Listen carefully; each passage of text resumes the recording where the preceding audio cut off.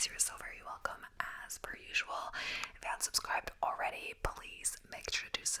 But yeah, so glad to have you here. Today we will be talking about like unique ways people got rich, random invention ideas that made people rich. Kind of like made people rich is the common things, but there's gonna be like different like sides to it with the articles, etc. So yeah, similar to the last one, if I upload them in order, I usually do, about the most expensive things people sold, like the similar idea being like rich, lots of money, etc. I don't know. So yeah, let's get into that. So there are more than 22 million millionaires and 735 billionaires living in the US, while there are approximately 58 million millionaires and 2,781 billionaires around the world. Many of these people have achieved wealth through professions in finance and investment, engineering, executive, legal, and technology careers. A smaller number of people have found success through unconventional methods, inventions, and a little luck. Here are 10 unique ways that people have become ridiculously rich. So, selling pixels on a web page. Alex Jew was a student in England about to start a 3-year business management course at the University of Nottingham. When he came up with $1 million idea, he was afraid that he would be left with student loan debt that would take years to pay off. So he came up with the idea to create a webpage unlike any other. He decided to sell 1 million pixels for $1 each. They were sold in 100 pixel blocks, making the minimum purchase $100. Purchasers could add their own image and hyperlink to the website. The $1 million homepage went live on August 25th, 2005. The first sale happened 3 days after launch and was purchased by Jew's friend. The next few sales were also made by his family and friends. After a press release, the Register published 2 articles about the website, which helped it earn $250,000 by the end of the month and reach number 3 on Alexa's list of movers and shakers on the internet, only behind Britney Spears' website and Photo District News. Jew went on to sell the remaining pixels by January 2006 and became a millionaire from the idea. So, Santa Mail. Byron Reese had fond memories of receiving a letter from Santa Claus as a kid and used that good feeling to create a very lucrative business. In 2001, he founded Santa Mail to create letters from Santa to send to children. Parents could visit the website and request a letter from Santa to their kids at the small price of $10. The letter would be stamped to confirm that it was from the North Pole, and it was carefully written to ensure the quality of work. Within the first year of operation, Reese received 10,000 orders, which resulted in a revenue of $100,000. In just a short amount of time, Santa Mail had become $1 million idea. The website now boasts that it has sent over $500,000 personalized letters to children. Letters now cost $14.95 and come in 7 unique themes and are guaranteed to arrive by Christmas. It's interesting. I actually saw on TikTok, and there's like this thing you can buy, like Santa's wallet or something for your kids, and it's like that. The idea is like Santa's like left his wallet behind, and there's all these things. They're like unique, like North Pole credit card. I don't know, like different things like this. People in the comments are like what happens, when they compare, they're like start talking, kids talk about things, or they'll bring it with them to school or whatever. And I think the idea this also can be a letter like afterwards, so they've forgotten it when they were like delivering presents, and then like they sent a letter like, you can keep my wallet, like keep it safe or something, so they don't want it back, Santa.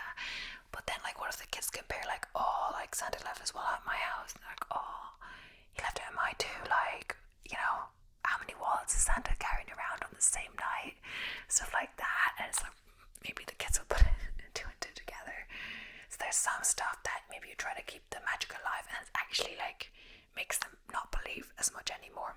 Or what was the other thing?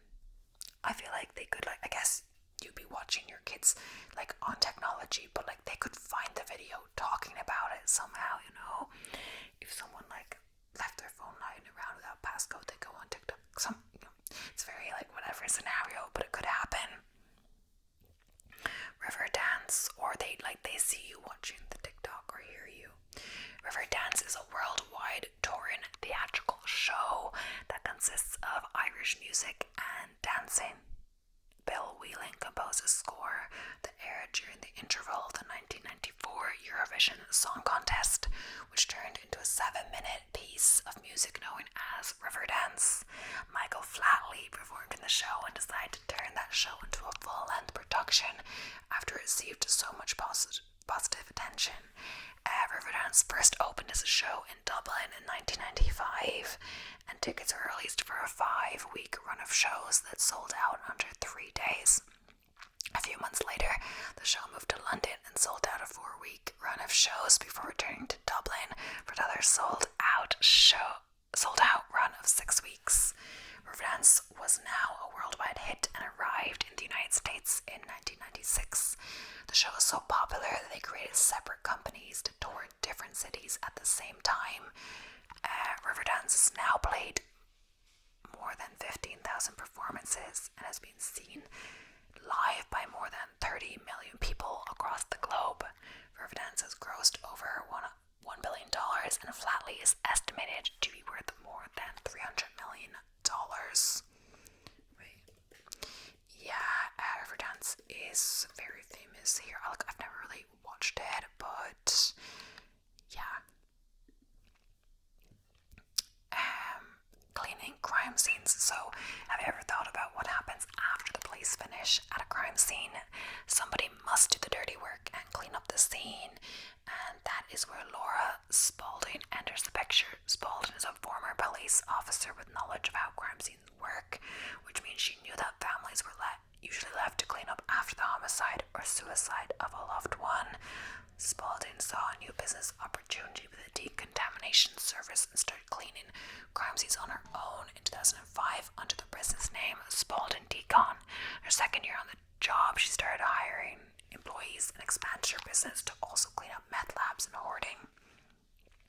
She now runs a multi-million-dollar franchise business that's the first of its kind. Spalding admits that the job can be physically and emotionally draining, but she feels a need to help these families at the worst times of their lives. Oh yeah, I didn't really think about that ever, but after the police is done with the crime scene, obviously you can't touch the crime scene when the police are investigating, etc. Important clues, etc. But when it's done, it's kind of just left there, and that could be really, bad for the families. This really traumatic event has happened, and they just don't want to deal with it or want to focus on different things, etc. So they don't want to have to worry about that. So it is a good idea. Slap bracelets. Oh, I think I've seen that. Yeah, for sure. A simple kid's toy turned into a multi-million-dollar idea for Stuart Anders, a substitute teacher from Wisconsin. Anders pulled out a self-rolling measuring tape one day when it automatically curled up around his wrist. He instantly thought it would make a cool bracelet when covered in fabric. He kept his prototype in his truck for years until fate caused him to run into a man who was an agent for toy designers. Anders slapped the bracelet onto his wrist and he knew the toy would be a hit. The agent finally found a buyer who agreed to distribute slap wraps and give both Anders and the agent royalties. The slap wraps wouldn't be ready until a short while later, though, after some distribution issues and company swap. But soon, every kid in school was slapping the neon color bracelets over their own wrists all day long. The fad quickly wore off, but you'll still find kids today enjoying the toy when they discover the bracelet for the first time. What it reminds me of is, what is it? That is a high-vis thing. It's not for a bracelet, but it's to be visible in the dark, or it's also to stop your pants going into the bike chain or something like that you can put around your ankle, I guess. Yeah, I don't know. But for whatever reason, my stomach is grumbling, I'm hungry, and I'm girl, you've just eaten. No, not just eaten. It was an hour and a half ago. or so, but still I had a substantial meal. Like a big bowl of this like vegan fried rice that I make with like rice, vegetables, like soy chunks, beans, spices, all of this stuff. And I'm like, why am I hungry? Talking base, so there's a good chance that you or someone you knew once had a big mouth Billy base hanging on their wall. About 25 years ago, retailers were selling out of the novelty item that featured a fish and a plaque that sang, "Take me to the river and don't worry, be happy." While moving its head towards the listener, Vice President of Product Development at Gemi Industries, Joel Pelletieri, is known as the inventor of the item. Pelletieri claims his wife gave him the idea and he quickly worked with engineers to perfect the design. He showed early models to customers in Hong Kong, but he received poor reactions. He then went back to the engineers and told them to wiggle the fish tail and move its mouth when it's sinning. He said the surprise factor of the fish moving worked much better with customers and it took off from there. As a with the big mouth Billy base made more than 100 million in revenue for the company. Beer recipe, you've probably seen Jim Cook holding a beer in Samuel Adams' commercial, but he was a graduate of Harvard University before co-founding the Boston Beer Company. Cook is a fifth-generation brewer and used his family's beer recipe to help create the company's first beer, Samuel Adams. He co-founded the company in 1984 and went public with the company in 1995. Cook currently has a net worth of over $1 billion and was ranked 1,905 in Forbes Billionaires of 2023. In 2023, the Brew Association released its annual review of production figures for U.S. craft breweries. Boston Beer Company ranked as the second largest U.S. craft brewery, only behind TG, Ulingans and Son Incorporated. Rent dresses, so Jennifer Hyman and Jennifer Fleiss decided to start a clothing rental business after Hyman watched her sister overspend on a new dress for a wedding. In 2009, Rent the Runway was born to allow customers to rent, subscribe, or buy designer apparel and accessories. The company offered clothes from more than 700 designers in various sizes. The subscription plans came in varying prices and make up for about 75% of their business. In 2019, Rent the Runway increased its valuation to the unicorn level of $1 billion. Hyman remains the company as the CEO and is also on the board. Fleiss left the company in 2017 to help co-found the concierge shopping service Jet Black, remained on the board when the company went public in 2022. Jennifer Hyman was worth about $48.9 million and Jennifer Fleiss was worth about $12 million. And that is a good idea because, you only need a dress like one time, say, or like you may need like multiple dresses, but you don't always want to wear the same dress, like especially if you have like a similar group of friends. Like if it's different, friend groups, perhaps you'd get away with it, but you don't always be going to the wedding in the same dress, so it is a good idea. So bake cookies. Who would have thought that baking cookies could turn into millions of dollars in revenue? Before baking cookies, though, Debbie Fields worked as a ball girl for the NLB team at the Oakland Athletics. She took the money that she earned to buy ingredients for her famous cookies. She even helped implement a milk and cookies break for umpires.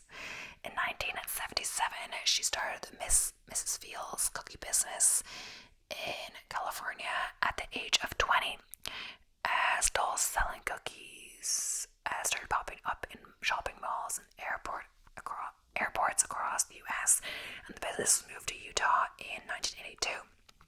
The company was then sold to an investment firm in the 1990s, but Fields remained a spokesperson for the company. She helped build a brand into $450 million company, and she is estimated to be worth more than $200 million.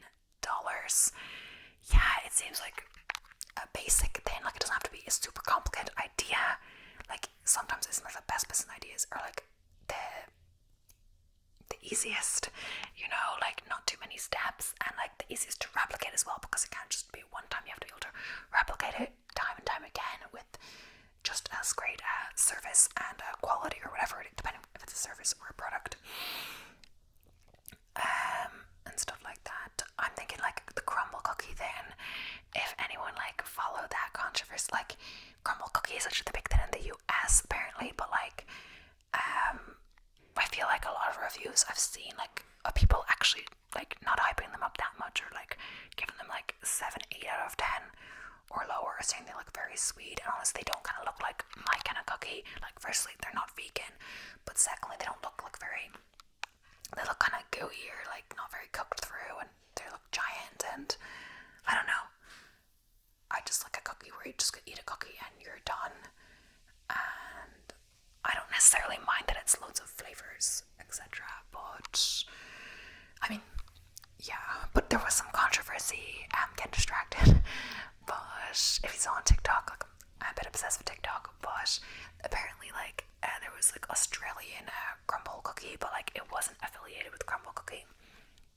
So I think at first they did kind of just use the crumble marketing and like saying crumble Australia, but they didn't like officially say they were associated with crumble cookie the US. And I guess people just like assumed that like, you know, it's like crumble but in Australia, so they'd be making the cookies fresh, etc. Like that's what a company selling cookies would do. They would the bakers get up really, really early, like basically when all of us are still in bed for hours, get up to bake cookies and all of this stuff, and so they're fresh when people want to buy them at like regular open hours, you know. But they didn't do that, and it wasn't associated with them, so it's like literally people flew over, and it's like they literally like went through the airport and like they brought them in their suitcases, and they'd be like there for like a good amount of days when they got them, and they were quite expensive. But like I guess that's, you know, because they did have to go to all the effort to transport them and like pay for all of this. But like I don't know why they couldn't have made much money off that, right? With all the flights and like all this buying all of them, etc. Yeah. Either way. So upside down ketchup bottle. So if you've squeezed ketchup from a Heinz bottle lately, then it was most likely a bottle invented by Paul Brown. He worked as owner of Precision Molding Company when he had the idea to invent a plastic bottle closure that would allow someone to easily dispense ketchup. He applied for several patents and worked with one of his employees to design a shampoo bottle that could sit upside down without leaking. They finally developed a pedal-designed valve that worked for shampoo, and their idea was later used for several items, including items for NASA. It was in 1991 when Brown really hit it big after Heinz approached him to use his valve technology. More than 75% of all Heinz's ketchup now squeezes from a bottle with Brown's inverted device. The invention helped Brown earn $13 million. Zero. Now, more random inventions that made millions. So, Lucky Break wishbones. If you weren't lucky in the early fight for the one and only turkey wishbone, then the Lucky Break wishbone is perfect for you. Ken Aroni is the man behind this product. He came up with a thought when, during Thanksgiving dinner with his family in 1999, he saw how several people wanted to have their own wishbone. In 2004, he then decided to close his consulting business to launch the Lucky Break Wishbone Corporation and officially started selling his unique breakable plastic wishbones. In just a matter of 2 years, the company was able to generate almost $1 million in sales through its distributors in over 40 states all over the nation. I thought it was like, oh, if you didn't win the turkey then, but I think it's because you know, there's only one person that can break the bone with you, so it's usually, it could be like, you know, you let the kids do it, you know, or it could be like the cook, the chef of the meal gets to pick who they want to break the wishbone with, or something like that, because they did all the work cooking, etc. I don't know, it depends on the household, or you could let the guests do it, or yeah. Yellow smiley face. So Yellow smiley faces with an estimated profit of $500 million. The Yellow smiley face is the creation of Mary and Bernard Spain. They wanted to open their own novelty stores. They decided to buy the exclusive rights to those yellow smiley faces that you see almost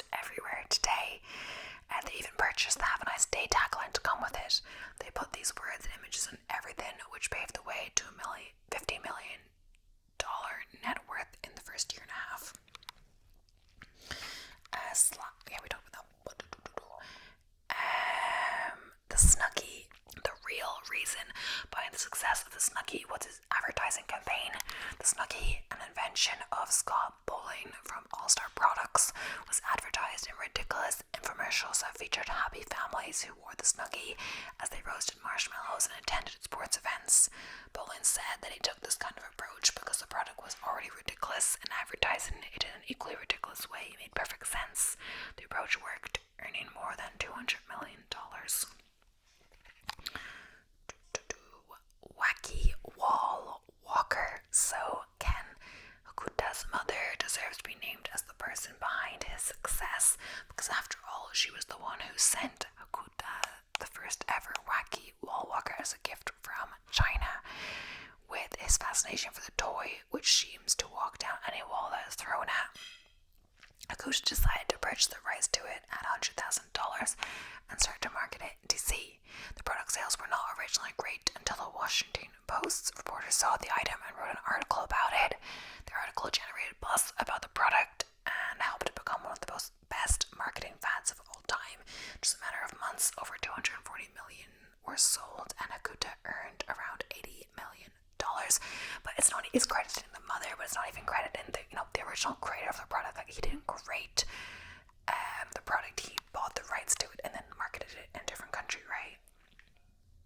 So Tamagotchi, the 90s was made more exciting by the Tamagotchis, a pet simulation device that kids and adults alike fell in love with. After all, this creation by the Japanese toy maker Bandai was a great alternative to owning and looking after a real pet. Over 70 million Tamagotchis were sold. At its peak, one Tamagotchi was being sold every second. Yes, I do remember Tamagotchis. I think I had like up to 2 different ones. I think like we really begged my mom to get like the new one in like the toy store when it came out or something like that. I still honestly have it, but I don't use it now. I don't know where I've put it. One time I got it like out again, and yeah, one time my brother and cousin stole it, and I have to feed the Tamagotchi, and so they kept feeding it, and then the Tamagotchi will get fat. So yeah, so I'm not sure if I said, but then I had to like keep exercising the Tamagotchi, like playing the jump rope game. Anyway, that was mean of them. Pet Rock. So Gary Dahl is the person behind this creation. The estimated profit is $15 million in just 6 months. The concept of selling a rock may be ridiculous. However, Gary Dahl figured out how to sell them and made millions in just several months. He became a millionaire by selling rocks for only $3.95 on a bed of hay. Every sale earned him about $3. Dahl sold rocks as hassle-free pets, which came with a carpet box and pet training manual. These rocks became an instant hit and are one of the most successful fads of all time. So it's literally just a rock, but it's like, maybe it works for like kids because they feel like they have something, if you like put something in a certain way for kids, especially with the imagination and stuff like that, it'll work, and it'll keep the parents happy because like, at least they didn't have to get them a pet and do all the cleaning up when they decide it's too much work to have a pet. iFart app. So this app was invented by Joel Comm. He was channeling his inner middle school boy when he created iFart. This app basically makes your phone into a whoopee cushion. It's available at 99 cents on iTunes and was downloaded many times during its first 2 weeks on the market. As of now, Comm, along with his own company, has earned somewhere near $400,000. And there's like different like levels of it, of the fart, and like ram bowels, silent but deadly, and then it's like I'm feeling lucky, like the Google thing, so it will be like depending on what it is. But I remember like the actual whoopee cushions where people would go around like leaving them on chairs. Was it like in hope that you wouldn't see them and then sit on them, and then it would be awkward.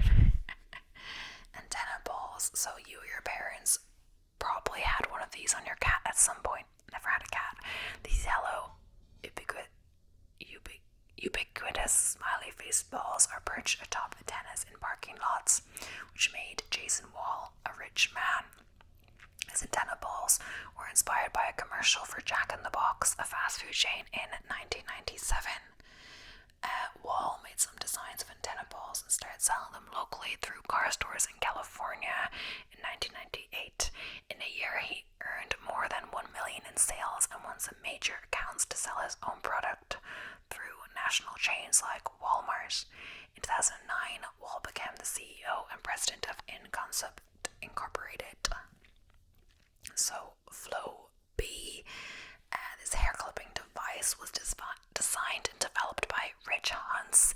It attaches to a vacuum cleaner, which enabled the user to cut their hair with less mess. Hunts took Flow B onto a late night TV show, and since then his product has sold over 2 million units. Slinky, yeah, I think we talked about that before, obviously. I can has cheeseburger.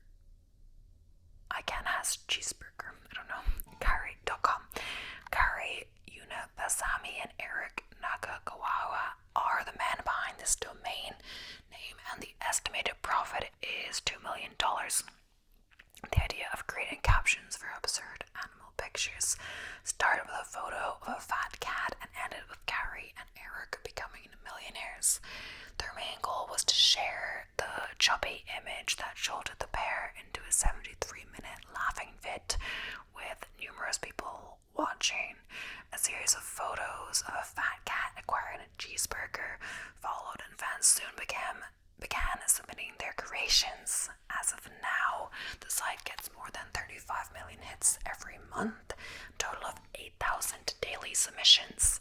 In 2007, they sold the website for $2 million to Ben He, who is the CEO today. Ben created 6 sister websites, landed a book deal, and the company made about $500,000 from book sales alone. Billy Bob Teeth. So Jonah White in 1993 watched a dental student named Rich Bailey pick up girls while using a set of ugly false teeth. Then he started talking to Bailey, who later agreed to show him how the teeth were created. The duo teamed up and created the business Billy Bob Teeth. As of now, 20 million units have been sold, resulting in about $40 million in sales. Head On. So Vision distributed Head On. Once directly applied to the forehead, it relieves headaches. Like many things in the online world, Head On became famous thanks to an unbearably annoying commercial which went viral. While Head On is made entirely of wax and isn't backed by science research, over 6 million tubes were sold for $8 each. Beanie Babies. So Ty Warner is the person behind Beanie Babies, which made him between $3 to $6 million. The concept was to fill a sack with some beans, give it ears, give it a creative name. The result was an empire larger than Mattel and Hasbro combined. While most scoffed at the understuffed animals of Ty and referred to them as roadkill, theaters were shut down after 30,000 were sold.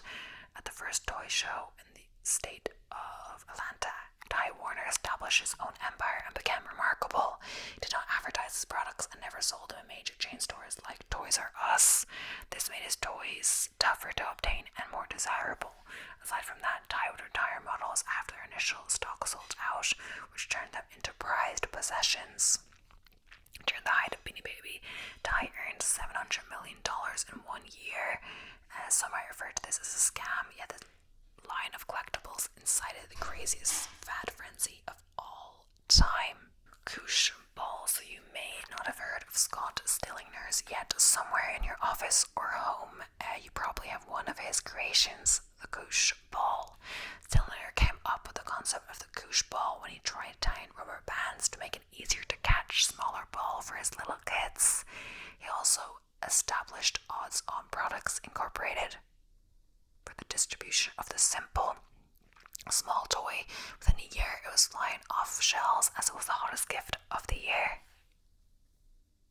His company expanded and he sold Odds On in 1994 to Russ Berry Company Incorporated, which is the toy manufacturer that was bought by Hasbro. The toy came off in 1997 for $100 million.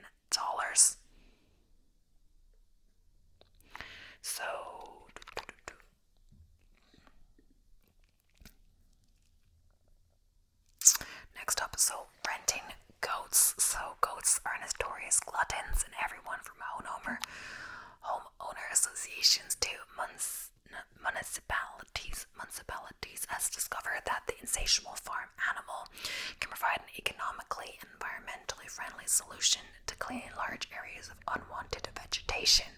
According to HireCodes.com, dozens of companies nationwide rent codes from everything from eradicating invasive plants to creating fire breaks.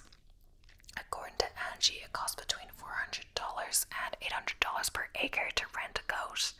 In 2013, the Shark Tank blog reported that successful goat entrepreneurs could earn $600,000 per year mining e-waste. So, according to the World Economic Forum, humanity generates tens of millions of tons of e-waste every year thanks to the gold, copper, iron, other raw materials inside all of these discarded phones, laptops, and other electronics. It's worth nearly $100,000 per ton. Startups have turned into big businesses by harvesting the billions of dollars in precious metals, hiding the world's mountains of environmentally destructive e-waste. The German company Arubis AG, one of the biggest e-waste recycling companies in the world, has a market cap of $3.46 billion. So, domain squatting. During the Wild West days of the early internet, in 1994, Maryland resident Chris Clark bought the domain name pizza.com for $20 and paid modest annual renewal fees to maintain ownership. A tactic known as domain squatting. He held it for 14 years without actually developing it into a website. The URL itself was what made it valuable. According to Wired, his strategy paid off. In 2008, Clark put pizza.com up for auction. After intense and frenzied competition, the winning bet came in at $2.6 million. It was part of a mid-aughts domain squatting gold rush. Shortly before vodka.com had sold for $3 million. 1 year earlier, Business.com had commanded a sale price of $350 million after an original purchase price of $7.5 million. That is crazy. Antique banana labels. You've probably heard of collecting postage stamps, but what about collecting antique banana labels? This unique form of collectible can be surprisingly profitable. It gained momentum in the late 20th century, probably by collectors being drawn to the pretty design and historical value of the labels. There are some labels, especially those that come from now defunct brands, that actually fetched thousands of dollars. So you're willing to try your luck and earn some cash in an unusual way, or you simply want a new hobby, maybe try collecting old banana labels. Baccarat gambling. So you probably heard the saying, the house always wins. Well, in Mickey Mace's case, it may be the opposite. He's quite a notorious figure in the gambling world. Mace's game of choice was Baccarat, a game that has a very low house edge. His strategy focused on pattern recognition and exploiting streaks. This is highly controversial in the gambling world, but in Mace's case, it proved to be extremely successful. His bets were well known in casinos all around Las Vegas, where he routinely engaged in extremely high-stake games. Reportedly, Mickey Mace's net worth grew by over $5 million in a single night after one legendary game session. His bets earned him a fortune, but also a reputation of one of the most daring and skilled gamblers in the history of casino gambling. So, casino gaming. But yeah, that is the end of today's video. Thank you so much for watching. I hope